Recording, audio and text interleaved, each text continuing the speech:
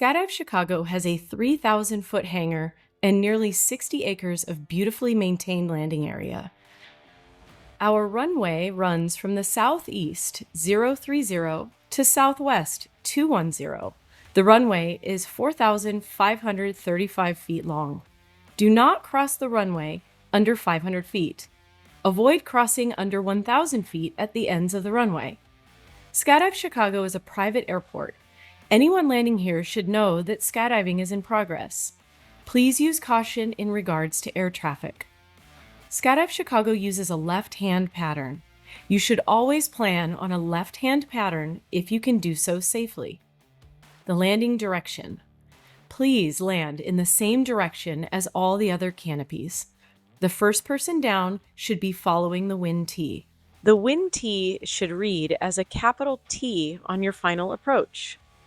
On most days, we weigh or stake the landing tee down. Do not chase the windsock.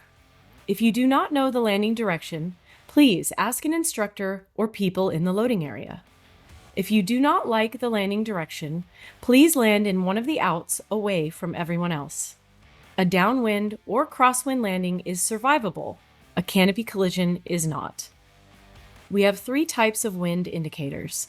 In front of the hangar in the middle of the runway is a windsock. At the north end of the landing area is a wind T, and on the corners of the landing area are orange PD flags. The landing area is separated into 2 areas. They are separated by a mowed line from the windsock to the taxiway that is running east and west. The north side of this mowed line, just west of the hangar, is the landing area designated for tandems, high-performance landings, and people with 1,000 plus skydives only. If you do not have over 1,000 jumps, please do not intentionally land or fly over this area, as many high-performance parachutes are landing here. South of the 1,000 jump area is the main landing area. If you have less than 1,000 jumps, please land here. We have many alternate landing areas. The area by the north can be turbulent. If you land here, please walk on the east side of the fence or wait to be picked up. Do not walk across the tarmac. The north, south, and west runways can be used as alternate landing areas. Please use them when coming back from a long spot or any other time that you feel like they are a safe option to land. In many cases, we will pick you up. We have a few geographical landmarks to help you spot the drop zone. To the north, we have a giant quarry that is filled with water. To the south is Highway 80. To the east, we have the Fox River and Highway 71. To the west is miles and miles of corn and soybean fields. There is also a large PetSmart distribution center to the southwest. There are a few hazards that we want you to be aware of. To the north, we have high voltage power lines that are roughly 60 feet tall. This area is also quite uneven. If you land here, please walk west to the road and await a pickup. To the south, we have power lines that run along the field. To the west, we have a few fences that run along the fields. It is safest to assume that power lines run along all roads. To the east, we have the Fox River and Bluff. If you are over the river at 2,000 feet and you are not 100% positive you will make it back, please abort and land on the other side of the river. There are no good outs along the river. Please fly as far east as possible and land in an open field. If landing on the east side of the river, outs 1 and 2 are your best options. After landing, gather your gear and walk east towards the highway. Landing out number 3 is the horse farm. There are very expensive horses that spook easily here. Try to avoid landing here if you can do so safely. If landing in the horse farm is your safest option, please do so, but there are a few things that you will need to consider. Number 1, try to avoid landing near the horses.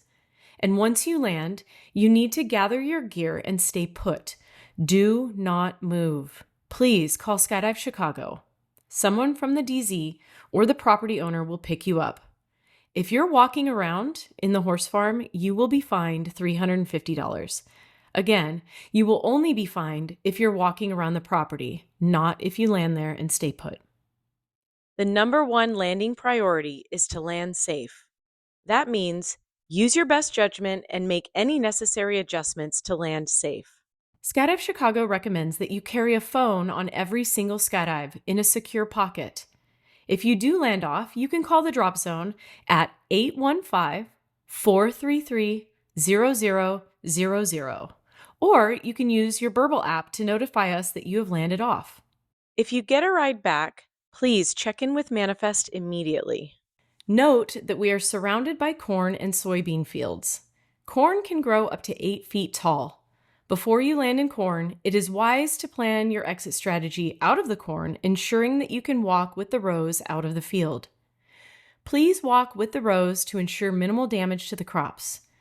As you walk out, you may come across rows that are perpendicular. These are called end rows and may be up to 15 rows deep. Please continue walking straight across these end rows until you are out of the field. Remember to close any gates that you may open.